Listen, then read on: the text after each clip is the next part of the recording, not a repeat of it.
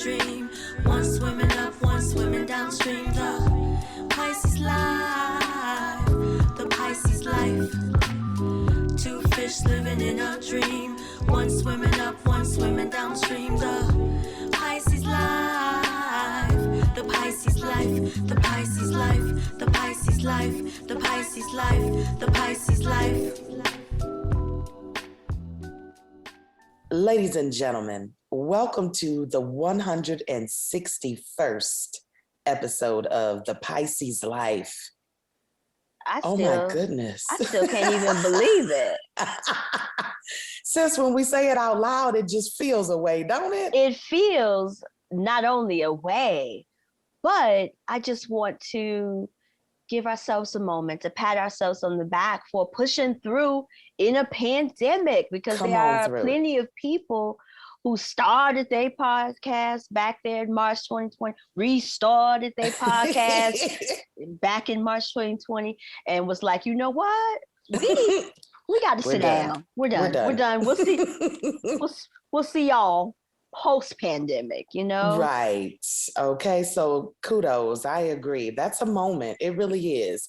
We thank you for rocking with us. Yes. We are so excited. As you know by now, we have launched our very first ever storytelling and media grant-funded project, yes. Survivance. Yes. Dun, dun, dun. We need a little theme music with that. Every time I say Survivance, I feel like, you know, I need some bass drums and some like a pulse. Yes. I know you'll get on that. I see the producer eye twitching. Did you see my eye twitching, sis? I did. I'm like, yes. And it doesn't have to be so extensive. It just has to be intentional and reflective. Come on now. Come on. So we want you to go to the website. What's that website again, sis? It's survivance.io. That's survivance.io.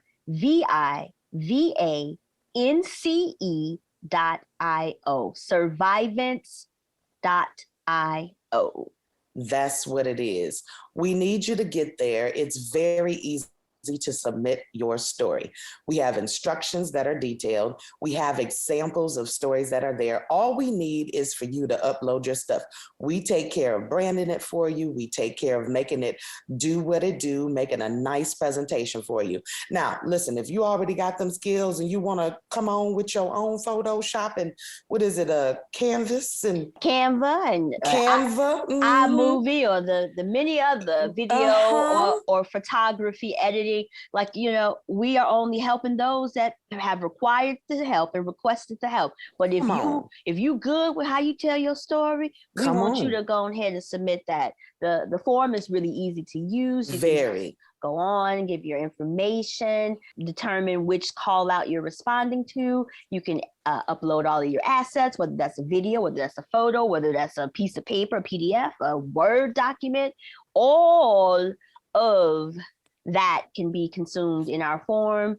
And certainly we're looking for people who want to share their stories here on the Pisces Life during the special Survivance episodes of the Pisces Life. So if you want to even get on this podcast with us and share, you can do that. And you can do that all through the form. So we want to see those stories. And if you have questions, just let us know. We're very responsive.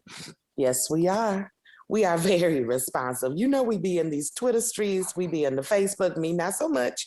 Instagram, I'm getting better. But anyhow, you can always reach us at Pisces Podcast. That's one word. Yes. In the Twitter streets. Yes. And we are the Pisces Life on IG as well as on Facebook. So reach out. Boom.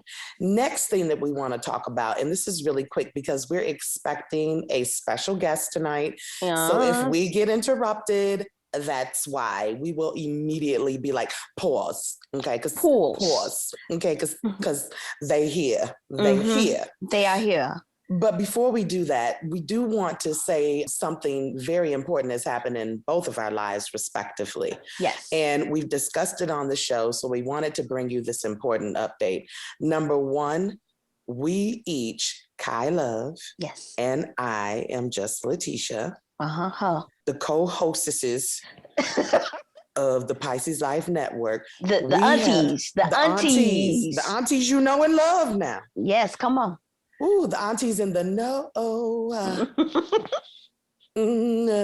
So we got to give you this update. Each of us have received the first round of our vaccine against COVID-19. Now listen, right here on this show, we've talked about, I'm not, I was of the, I'll wait, I'll give it until 2024, 6 or something. Changed my mind totally. And we're going to do another show about that, especially very soon. So stay tuned for that. And also, Kai, you wanted to share? Absolutely. When we talked about the vaccine earlier this year, I said, under no circumstance was I getting it, because it had took me 28 years to get a flu vaccination last year. And I felt like I needed another 28 to roll up around for me to get this COVID vaccination. But what I think part of the reason that I was inspired to do so was because I want to be part of the solution. It really was a moment of activism for me, is that, I'm tired of hiding in my house. I'm a wanderlust and not being able to feel comfortable, moving through the world in the way that I normally do, was really starting to kind of impact my mental health and making me just extremely tired. And my vitamin D levels had sunk to such dangerously low levels that they actually put me on a prescription. I'm taking 3,000 of the vitamin D, because it had gotten so dangerously low. Because really, when we were saying that we were not going any place, we've been in this house on this microphone. Up in this house on this microphone. And so with us both being from the Midwest, and how these Midwest winters are with the lack of sunshine. And we tried to double back, sis, for Easter. Sis, coming in.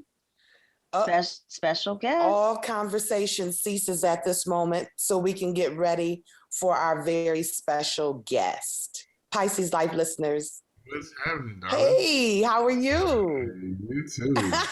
Good to see you. Absolutely. Y'all know that voice. Y'all know that voice. Y'all already know that voice. We told you as soon as our special guest came on that we were going to hush up our business. We'll put a pin in it.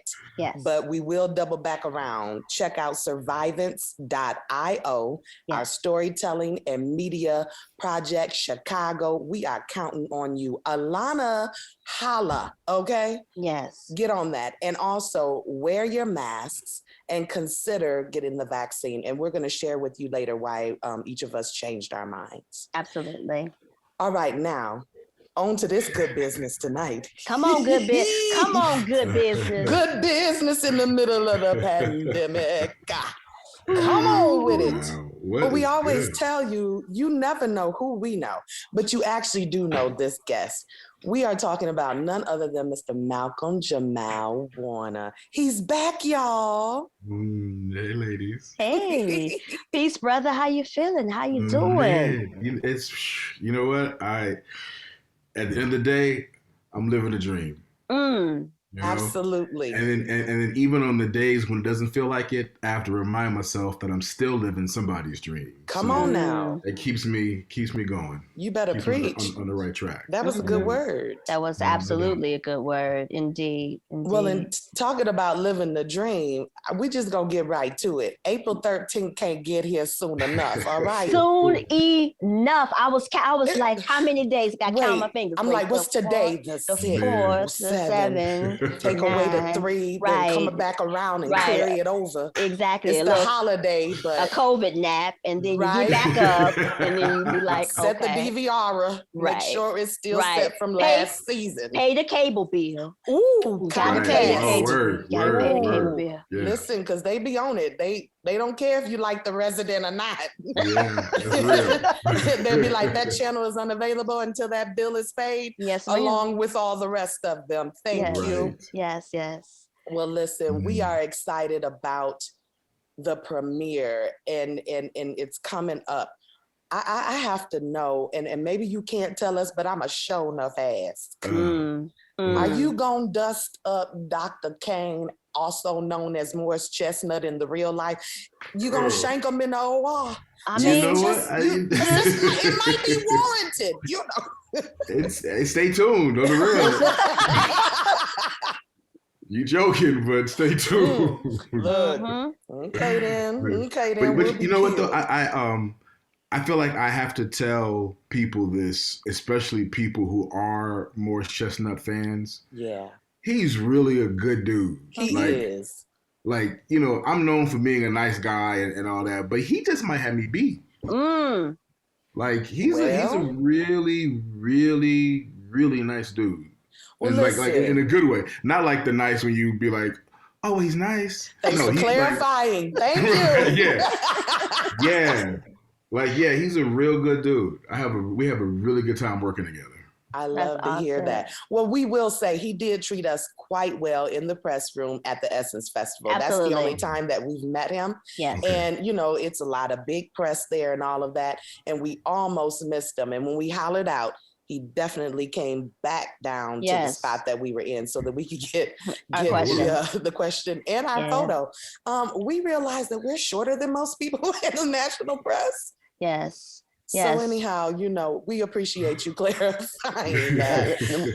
So now your character is Dr. AJ Austin. Let's talk about it, sis. Let's talk about it. Now, this is not the first time that we've seen you in a medical drama. Let's take people back, you know, Hawthorne. No doubt. I always mispronounce that, but you know the show when him and Jada Pinkett, was it Smith then? It was Smith. It was Smith. Okay, all right, very well. Smith. I want to give her a rightness now, you know. Please do. Right, I don't want to be on the red table like, I'm sorry, Jade. But, you know, given that space, we've seen you in this type of character before. Now, I watched the trailer. Dr. Mina Okafor, played by the incomparable Shantae Renee Wilson. Shanette. Thank you. I'm so sorry. Get me together, Charlotte Renee. I like to get it right. In the trailer, she says to you, no physical contact of any kind. But your facial expression was like, I'm going to try it though. I'm going to think about that. I hear you. Pause. But tell us about it. Are we going to get to see some Black love on the residents, some more continuance of this here? Stay tuned.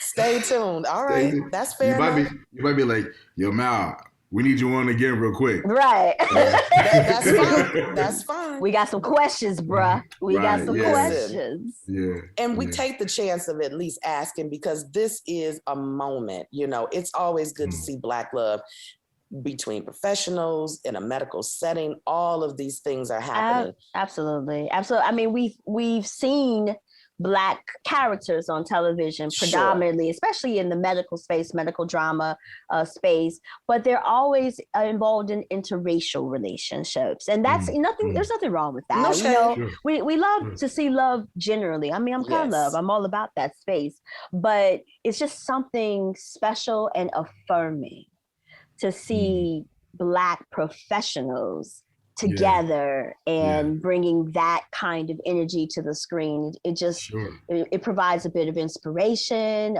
daydreaming, you know, it feels so much like a love story that a book would give you, even so. Like it has that same kind of essence to it. I feel you. I feel that. I appreciate being a part of that as well, you know, because you got two doctors and, you know, they're both very, you know, no nonsense. And they're both very Black, unapologetically Black.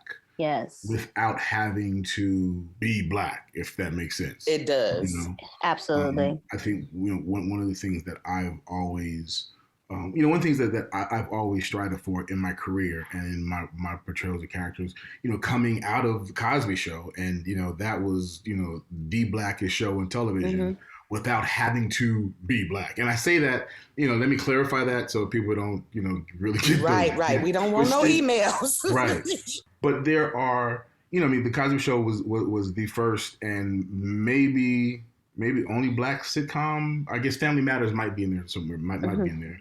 But those are two sitcoms, and Benson. I gotta shout out to Rob Guillaume. Yes. Those were three sitcoms where they were, Black people who were very clearly Black, but the comedy wasn't predicated upon being Black. So oftentimes there is because of the industry, because of, whatever ownership of Blackness, artists want to bring to the camera, oftentimes there is a, kind of a, an affectation of Blackness, and sometimes is warranted by the producers and networks who want portrayals to be this particular way or what have you. Right. But one of the things that I really dig is being able to see characters on television and to be able to play characters who are very human characters and very Black, unapologetically Black, without the the stereotype of Black that we often see on film and television and in the media. It does, because the state of Blackness, like the existence of Blackness, is not monolith. Everybody don't have to be extra woke in order to be considered Black, but that kind of is moving into what, like, stereotypically what you see on television and in film is that if you're not marching in the streets or doing those types of things, then that questions whether or not you Black enough. You know what I mean? Versus like people who are moving quietly in places and spaces, working behind the scenes, providing the dollars. It reminds me of Tyler Perry hiding out the good prince, and very true, and and good sis Megan, and the good sis, and he's doing that quietly, and we didn't even know. But again, representing an arc of Blackness and protection of Black people that is so necessary. Very much so. So that was great. So speaking of Blackness, and we always have to have these conversations because it's just good to talk about it with the pandemic and the widespread with the civil unrest this country has been going through, and more like highlighted, I believe, because of the pandemic, because folks is just kind of sitting in their spaces and maybe a little bit more aware or feeling it a little bit more. There's certainly been some creative ways that people have been able to cope with the pandemic, whether that is through music or writing or something that you and I share in common, poetry. So talk to us about your life as a spoken word artist, a musician, a Grammy-winning musician right before the pandemic. You did the Black and Proud art show in February 2020. So that's right before all of the things got shut down. Talk to us about being the voice, Black and Proud, through spoken word and flexing your muscles like you so do. Well, it was really interesting because I haven't done a live gig with my band in about 5 years. What a treat! Y'all missing out, man. And I've been missing it too. But my daughter's 3.5, and my life just isn't the life like before. Like going and do gigs and not making money doing music was fine for me when it's just me. When you got a family and baby need new shoes and all that. The pull-up game is real tight, okay? Yeah. So, just like these years went by and I hadn't been gigging with my band, but being here in Atlanta where we shoot, I know there are tons of great musicians down here. The guys who I'd always used as my band when I came to Atlanta or anywhere down south, like they're here. Nice. So, we just started doing, my man Landon, drummer, put together this, Landon Anderson and Friends. And we were doing these jam sessions on Sundays. And it's basically, the band is playing cover tunes, instrumentals, but DJ, I know DJ LV would mix in acapellas of different songs. So we had this, this live mashup going on. It's just really dope. So, we got December, January, February, and then in February at the Black and Proud Art Show. And we ended up booking another Black and Proud pop-up show because the one in February, was so on hit. So March comes around and COVID is starting to, and my wife is like, Malcolm, you might want to cancel that gig. I'm like, what you mean? Cancel. Cancel it. We just getting a groove back. Right, babe, Yeah. it's not that bad. It's not that bad. She was like, okay. The next day, NCAA canceled March Madness. I was like, you know what, Yeah. babe, you might be right. You might be staying home this Saturday night. But I was just feeling like, I'm back out as a bass player. Yeah. Don't have the pressure of it being, my show and me being the front man. I get to play bass behind other artists, which is really the reason why I started playing bass. So just being in that space and, working with some cast on here, I was doing some writing and working on my record. So it was just like a beautiful place for me to be as a musician. And then all hell broke loose. Right. For everybody. Everybody was in the house. And, it's always Pisces season for us, so March coming in, my birthday started off, her birthday ends it. So we in the house and I'm like, really? And we had come back together like, we gonna relaunch, girl. Let's just have a fabulous, glorious comeback for Pisces season. And we came back to... It's been interesting, very interesting. Yeah. One of the things that I wanted to ask you, and you have opened up about your personal life, which is something that you haven't done before. So congratulations, since we've last seen you on The Married Life, to you and your wife and your beautiful baby girl. So being a girl dad, and as an artist, in front of the camera, also a producer and director. And I think people also forget that about you. You step behind the lens as well. Yeah. And being in the studios with your music, I wanted to ask you, how has fatherhood and being a husband now, how has this newness in your life, this beautifulness in your life, how has that space influenced the type of stuff that you want to do, that you will do? I've been spending a lot of time writing for other people's projects. And because I was trying to finish my record last summer, didn't quite get to finish it. And then there's a lot of personal writing that I've not been able to do. So I'm really curious, even myself, what the next batch of work is going to be. Talk about manifestation. Right. I put my last record, Selfless, out in 2015. And there's a song on there with Letticia called Brand New Day. Yes. And at the end of the song, so at the beginning of the song, I do this poem called Selfless. Yes. And at the time I was going through a 9, I started the year off just going on hiatus from relationships, from dating. Yes. Because just my years before, I really needed some clarity. And to really kind of decide for myself what kind of life I wanted. So during that hiatus from dating or any of that, there's this poem that I'd written called Selfless. And in the poem, I talk about how I'm taking a break. Yes. I'm not going to try it again until I'm ready to give, my heart selflessly, right?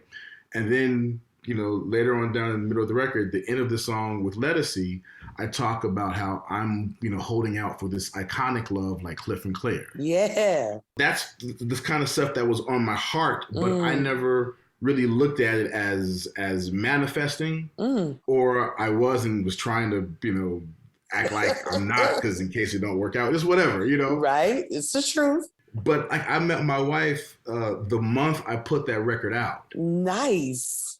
I think one of the best things I ever could have done in my life was wait. Oh, come on now. You better preach. You better preach tonight. We let him have his way here at the Pisces Life. You better preach. Right. It's like it's real. And I've been in long-term relationships, with really beautiful people, really beautiful women. Just not having, been a husband and not having been a father earlier in life, I really think I knew exactly what I was doing. I knew I was not ready. Right. And then I take this little hiatus. I meet a friend, through a mutual friend, with no interest in it becoming anything, because that's not where my head was. Right. And as the years have, kind of gone by, I'm looking at my life and I'm saying, wow. What we saw in Cliff and Claire, that thing that gave us all hope about love and us specifically Black love, it's like I'm living that. Boom. And I don't think I wouldn't have been able to be as effective a husband and father had I done it earlier. you know? That's real. Yeah. So it's such a beautiful thing because I tell people, it's possible. Like it really is possible. Like you don't, be very clear on what it is that you want and need and require out of a relationship. And like don't settle for less than that. Because if you're talking a lifetime with someone, don't settle. And as I can say, as wonderful as our relationship is, it's like it's a beautiful thing. Yeah. But it takes work. And if you're gonna do this, and I used to think that you always hear that. So I used to think the work is, you got to deal with this person's, this, or you got to compromise this. But like when it's right, all of the work is your own inner work. That's a word. Let me just work on myself so I don't do that same dumb shit I did before. Or let me be very clear on who I am so I don't accept that dumb shit that I accepted before. Oh, no. So it's all of the work is really the self-work. And then when you're with someone who's doing the same amount of self-work, it's like, yo, this is what it's supposed to be. I love that. So just all of that. So long answer to your question. No, it's beautiful. Look, we ain't interrupted. Go ahead. So all of that fills me as a person. It fills me as a man. It fills me as an artist. And I have not, I've not been able to sit down and really write about that. So I'm really excited about how, even if my next work isn't about that specifically, but how all of that fuels and feeds and inspires what comes out. It's a beautiful thing, man. It's gonna be deep. I can't wait to see what you create too. Absolutely. I love that inner work. That kind of like that mirror work where you have to like look at yourself and be like, am I right? Like, why aren't things working the way that they need to work out for me, right?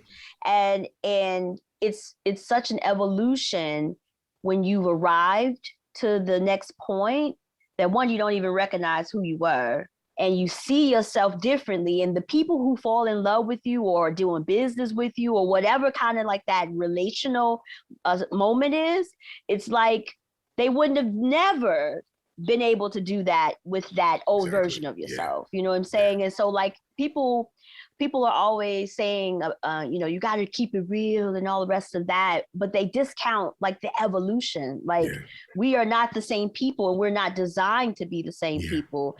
And we have to be at peace with developing into the next versions of ourselves, even when our current self feels pretty good. That's great perspective. Great way to put it.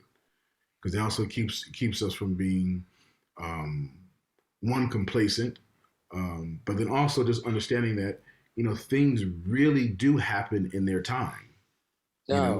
So things that we want to happen right now because we think they should happen right now.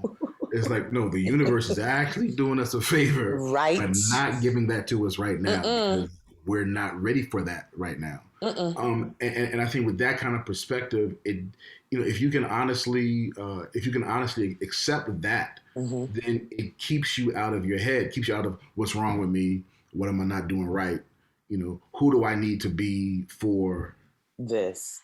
Right. It's like, nah, you just need to be you and keep working on you because who you are now is going to be a different person in 10 years. Absolutely. So Reality, absolutely. And reality is not static. It just isn't. It's ever changing.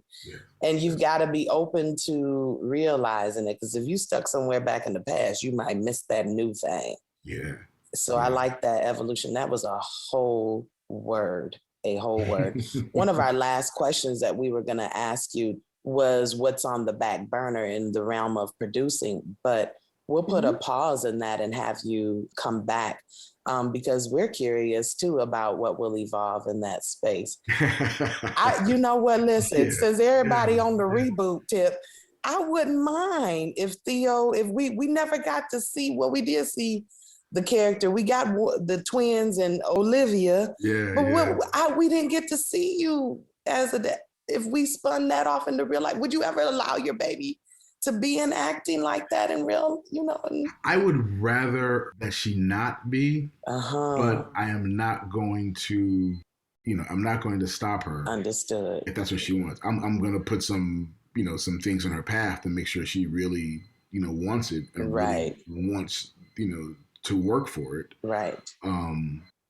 But and this, here's the other thing about being a father is this concept of when you really know your kid, this person in front of you who, like reality, is constantly changing, right? Right. So there's always this, I think the biggest struggle is wanting your kid to do what you want them to do because you are the parent, and giving them, space to be their own person and speak their mind, right. Without doing your bidding simply to please you. And that's really the most frustrating thing about parenting, because again, it goes back to the inner work. Ooh. I have to let go of my expectations. I have to deal with this human being, 6 months, 1 year, 2 years, 3 years old, whatever. This is a human being. And like, to be respectful of that kid as you would a human being, it's like the work is like, no, I'm the parent. You do, but I go, okay, well, I don't want that to be her walk in life. So at such an early age comes a, teaching respect, teaching respectful tone, but giving the space to say what you want, say how you feel, and feel safe in being able to express that. Now let's just express it in a way that works for everyone in this household. Right? Oh, I like that. But all of that is work. Ooh. Because, we probably all come from the same kind of parents who were like, yo, don't let me tell you twice. Ooh. Only child. Yeah, right. Word me. Right. So while that may be so the work is fighting against that. Ooh, yeah. That's a lot of undoing right there. It's a lot of undoing. Man. And then you go, I'm on my phone, and she's like, Papa, Papa, can you do something? I'll be right there, honey. Papa, I'll be right there, baby, right there. So I have to catch myself. So I'm like, oh, so while I'm asking her to do something that I want her to do, and she's in the middle of, wait a minute. And I want to catch attitude, like, who are you talking to? I have to remind myself, again, the work is, oh, wait, she got that from me. She's doing to me what I'm doing to her, because I'm so caught up on so wow, I've got to change my habits. I've got to do work to undo that so she doesn't follow that. You know what I'm saying? So so saying all that to say, I have to be present to what she wants and, support what she wants because I want her to be her own full person. When she's, older, and she's a teenager, and she's, out in the real world, she is so much her own person that she won't be easily swayed by other influences. It's a lot. That's really the goal of parenting right there, so that they can get to their own individuality and live out their life and space as human beings. Boom. Absolutely. And I think that you got that lesson. And for both Letitia and I, who were daddy's girls, my daddy didn't really care what I did. And if you asked him what I did for a living, it was always something different every time you asked him. She a doctor of the world of the kids. She do things with the kids and travel. It was always something that was never quite a career, but people were like, oh, okay. But I think that he was proud of me nonetheless. And I can see that you are beaming with that daddy glow. And that is an amazing space to see you in. Just even seeing you from previous when we interviewed you to where you are today. It's just been beautiful, beautiful sharing. What vulnerability, thank you what grace that you have, and thank you for sharing that with us as well as our listening audience. Well, sis, I don't know. I think we just covered it all this night.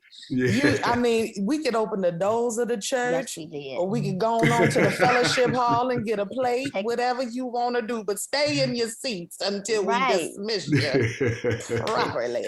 Now, you're going to be on April the 13th, back for a new season of The Resident on Fox. Is it 9 o'clock? It's 8 o'clock. 8 o'clock. 8 o'clock. 8 o'clock. I Yeah. watch it at 9 because I don't like commercials. I'm sorry. I hear you. I just fast forward. But okay, so 9 o'clock. It's going 8 to o'clock. be 8 o'clock. 8 o'clock. My bad. 8 o'clock. It's going to be. I'm all tuned in. I need to see what's going to happen. I have to fast forward through the OR actual parts, though. How can you stomach that, Mal? I know it's acting, but oh. And when you like, I'm not gonna front. There are some times where it's like, that's a little too sketchy. I'm good. But for the most part, because we see it, like you see it once it's they spray glycerin on it, so it's glistening and it's all that. So you see, and then there's the music and the lighting. So it's something that it usually looks more treacherous than what it really is. You just get a great respect for it because what I do, I'm like, how much did that cost? Right. Because like the detail and the amount of volume of that stuff that they have to put out, that's not inexpensive. That's not sitcom budget. No, it's not sitcom budget. Each of us have a space in medical education previously. So we were looking like, that's Sim Man right there doing that heart operation. I've seen Sim Man when you bring the heart out. That's some real live stuff. But sis, wrap us on up, child, because we could be on here for another season. But well, we just want to thank you, Malcolm, for joining us yet again for another edition of the Pisces Life. If people, are just under a rock, and we're going to give them some grace because it's COVID. Yeah, no doubt. If they looking for you, where can they find you out here on the socials? Sure. Probably the best place is Instagram. My IG is at Malcolm-Jamal War. Nothing fancy. That's all that would fit at the time. My Twitter handle is the same. MalcolmJamalWarner.com, and then also Facebook, Malcolm Jamal Warner. I'm pretty easy to find. Very good. Very good. Pretty easy to find. Yes, and we're happy that we continue to find you in this space. So thank you again for joining us. And thank you to your team too for making this happen. We had a lot of back and forth, but we were on it, and we thank them for making it happen too. Solid. Cool. Absolutely. Sis, if they're looking for you out here in the world, where can they find you? Keeping track of the days until April the 13th at 8 o'clock on Fox. Yes. I'll actually watch it all the way through live and then watch it again at 9. But you can find me at IamJustLetitia, LETITIA. I'm going to be live tweeting too. Absolutely. All right. And if they're looking for you, sis, where can they find you, hon? They can find me trying my best to watch this show, The Resident, and in sharing this TV with this 12-year-old who think we're supposed to be watching YouTube videos all day. Look, boy, I gotta watch my shows now. As my grandma would say, my programs. I got to watch my programs now. That's where I'll be. Y'all can find me on Instagram. I am Kai Loves You too, and on Twitter, I am Kai Loves You, KAILOVESU. We are out of here, y'all. Peace and blessings to everybody. Peace. Two fish living in a dream. One swimming up, one swimming downstream. The Pisces life. The Pisces life. The Pisces life. The Pisces life. The Pisces life. The Pisces life.